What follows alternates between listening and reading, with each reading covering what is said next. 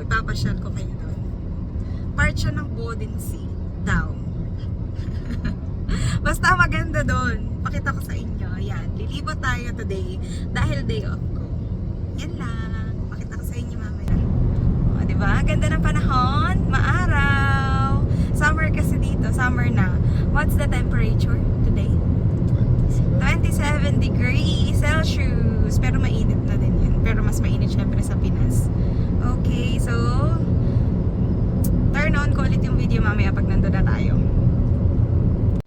Ayan, 2 hours ang biyahe namin pero kasi tanghali na so medyo may konting traffic. So parang inabot kami ng 2 hours and 20 minutes dito sa pagbiyahe namin papunta doon. New York City taxi willkommen in Germany.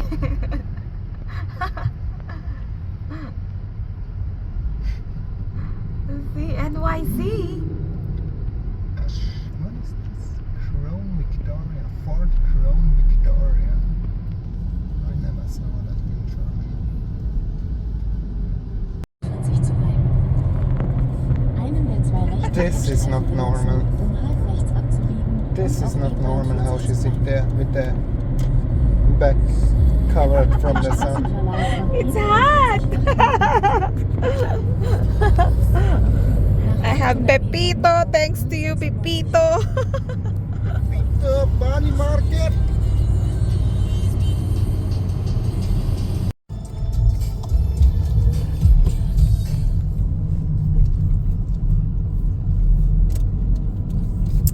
We are now in Lindau, Bodensee.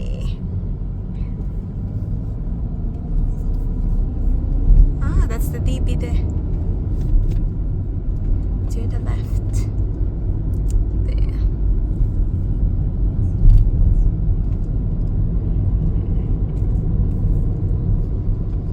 Okay, can we go home? I saw everything.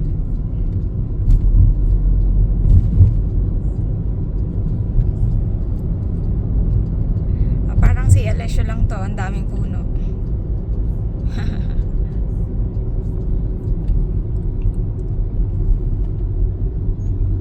Oh, it's not a hot air balloon. Zeppelin. Zeppelin.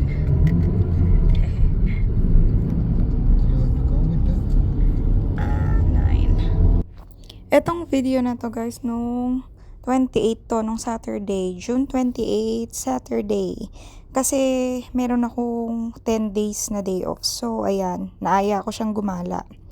Yung baby kasi na niregaluhan ko dun sa previous vlog ko, nagbakasyon sila. Umuwi sila sa Turkey. Kaya meron akong 10 days na day off. Supposed to be duty pa din sana ako sa kanila ng katapusan. Pero, yun nga, biglaan din yung pagbakasyon nila sa Turkey. Kaya biglaan din yung pag-day off ko ng 10 days. Dapat 4 days nga lang eh. Pero buti na lang at least mahaba-habang day off to. Kaya ayan, meron tayong time gumala at saka umattend ng Ube Fiesta sa Stuttgart. So, ito na yon, malapit na kami dyan mag-park. So, ito na yung Lindau Island.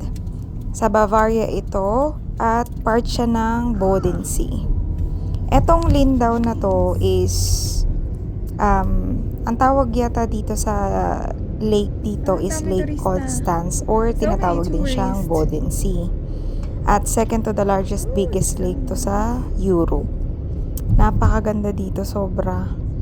Sobrang gandang maglakad.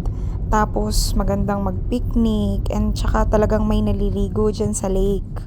Tsaka malinis siya. Madami nga lang insekto. Kasi summer na dito eh. Tingnan nyo naman yung garden nila. Oh, napakaganda. Ayan na, naglalakad na kami dyan. Nakapag-park na kami. Magkano na yung parking dito? Nakalimutan ko na kung 150 yata. €1.50 yung parking nila dyan.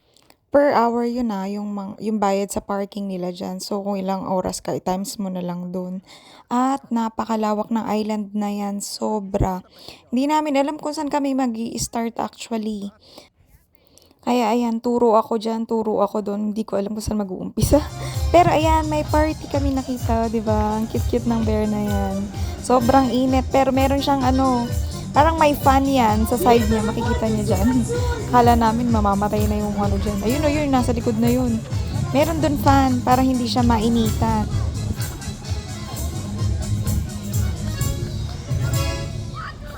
It's a Ukrainian day here. Is it? European, not Ukraine culture day. Ah, so it's Ukraine culture. Олінка, йди до мене. What Іди is сюди. there? Сьогодні день народження. Я дуже старалася і народила свою донечку на День Конституції України. Їй сьогодні 13 років. Пауліночка, я дуже тебе люблю, дуже пишаюсь. Я знаю, що ти просила. А діти всі запрошуються. Всі Паулінку вітають з днем народження. Ganda dito sa Lindao. You want to do this cycling day? Eh, it's okay.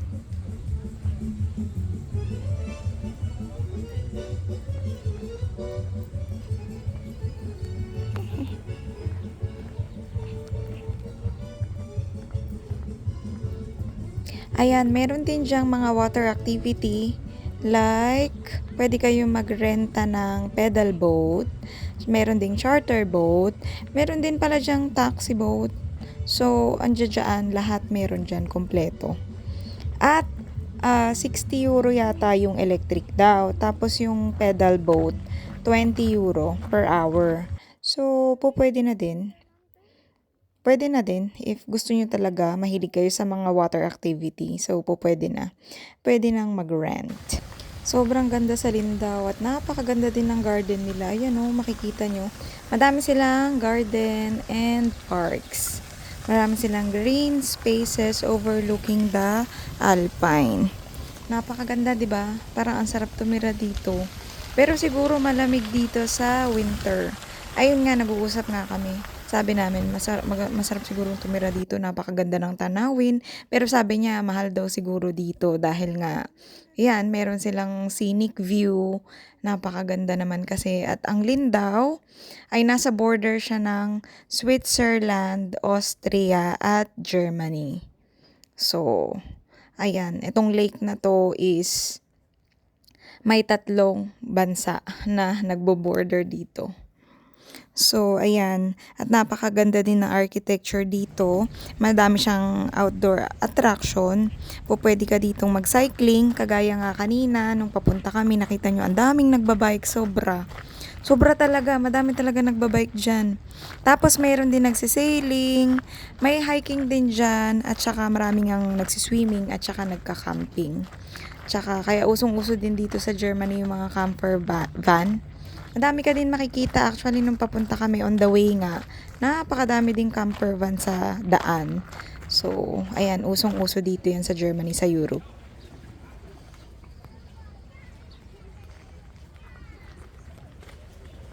Is that a video? That's a video.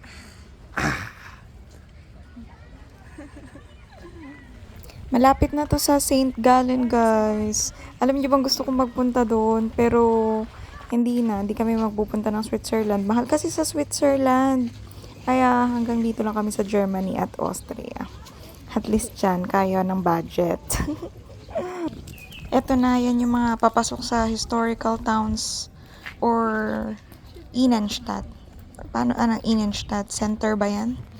Pero marami diyang churches. Marami kayong makikitang mga church, tsaka mga old buildings. So, ayan, samahan nyo kami sa aming paglalakad at pag-explore sa old town nila. Ayan. Medyo, sa kabilang side to, hindi to dun sa may side ng lake. So, nasa inside to. Inside the city. Ayan, at naghahanap kami ng makakapihan namin dyan. Kape at cake. Kasi kumain na kami before kami magpunta dito. Tipid tips. Para hindi kayo gumastos ng lunch.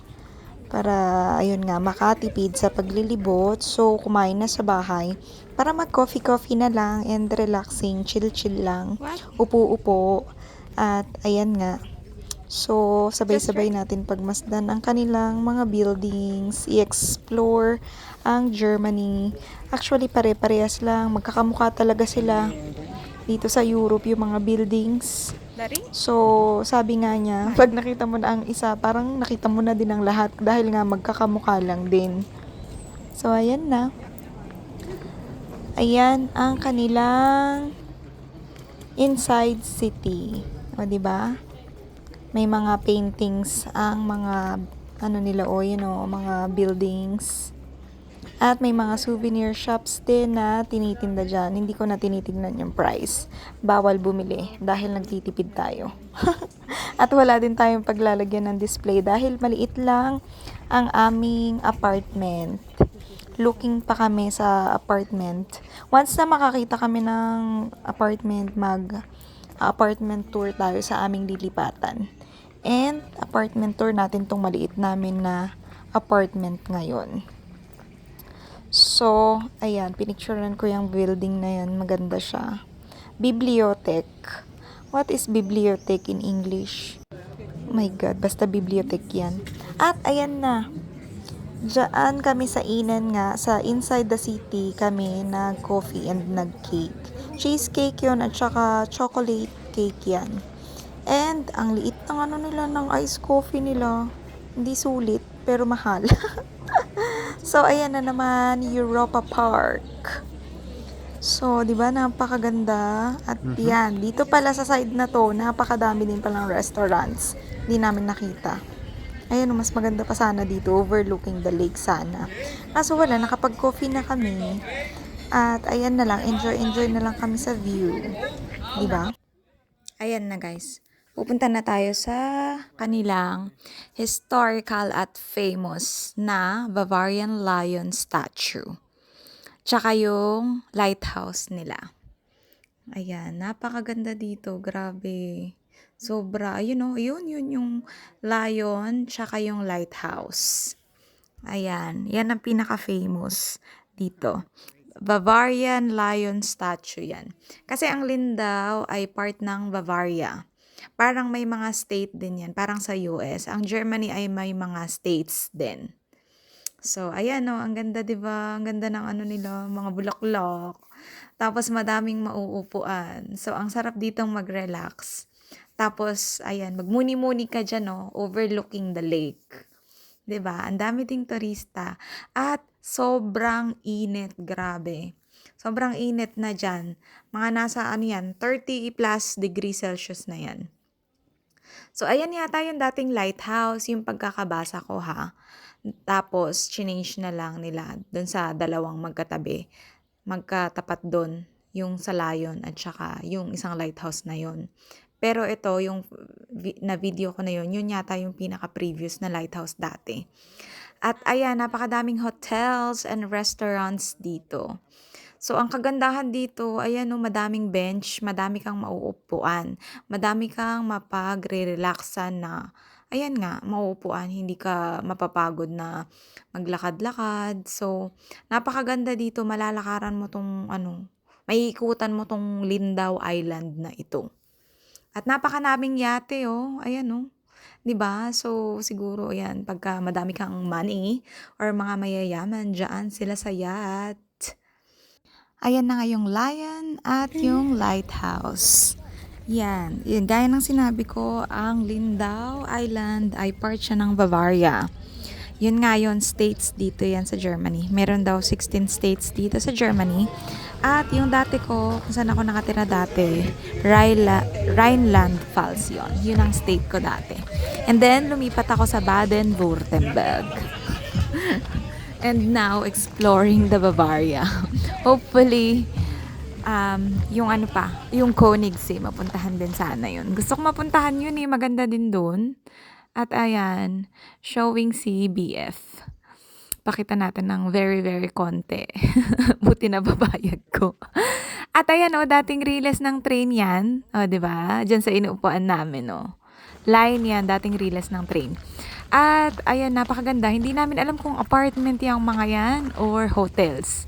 Pero kung apartment yan, mga yan, napakamahal niyan, feeling ko. Sobrang mahal. Ayan may nagsisailing. 'Di ba? May nagbo-boat sailing dyan. At napakadami nga lang insekto. Ayan, nakikita nyo ba yung tubig? Ang clear, 'di ba? Sobra. Tapos ang lamig pa niyan, refreshing. Ayun, maraming naliligo dyan. Madami kang makikitang naliligo. Kahit yung mga aso nila, pinapasyal nila dyan. Makikita mo talaga, ayan, ang clear. Tingnan nyo, papakita ko sa inyo. Malinaw ang tubig at malamig, nakaka-refresh, lalong-lalo na napakainit ngayon. Sobrang init. Oh, ayan, i-enjoy lang natin ang view. Diba, overlooking yung mga bulubundukin dun. Alpine. Hindi ko alam kung saang banda na yun. At ayan, continue tayo sa paglalakad. Masarap namang maglakad kasi may mga shadow naman from the tree. Ayan, oh. Pero pagpapawisan ka din talaga. Pagka inikot na nga namin yan eh. Actually, hindi ko sure kung naka-half kami sa island na yan. Bumalik na lang kasi kami. Dahil yung parking namin, masyado na kaming maraming babayaran. Kaya umuwi na din kami after namin maglakad-lakad. So ayan, alam mo, ayan o, yung church na yan, madaming malalaking church at saka maliliit na church. Yung church dyan na ipapakita ko, may kinakasal that time doon. Diba? Ang cute, simple lang. Sana ako din. Charot, hindi. One day, o diba? Ayan o, may nagba-basketball din. Hindi common yan dito sa Germany na may basketball court and then kasi dito parang football sila. So, that's the number 1 game here in Germany. Ayan, maraming naliligo oh, tsaka nagtataning. Oh, di ba? Oh, etchos lang, shadow namin. Oh, di ba? Basta tinry niyang, ayun oh, ayun, naliligo yung mga aso. Madami diyang mga aso din, nililibot sila. Kasi, friendly to sa mga, may hilig ang mga Germany sa mga aso. Tsaka, ayan, talagang wino-walking nila alagang-alaga dito ang mga aso. Diba? Madami silang mga, ayun, sobra, nakikita nyo ba yan? Napakadaming turista nandoon.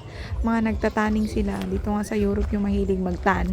At, usong-uso dito ang aking skin dahil ako ay morena. So, patok na patok. Gustong-gusto nila yung skin ko dito. At, ayan na nga, pauwi na kami. Pauwi na kami niyan. Hindi na ako nag-video nung papabalik na kami. Kasi ako, na-show ko naman na sa inyo ang mga the best part, mga magandang part doon. At kami ay uuwi na. At thank you so much sa inyong panonood. Hanggang nakaabot kayo hanggang dito. So, sana makapunta din kayo dito one day sa Lindau Island, Germany. At napakaganda dito, promise. Pauwi na kami. 2 hours ang aming biyahe. 2 hours and 20 minutes. Only 2 hours. Tapos na kaming mamasyal dito sa Lindau. And maganda dito. This is the biggest lake, right, in Germany. Bodensee. Ang ganda niya.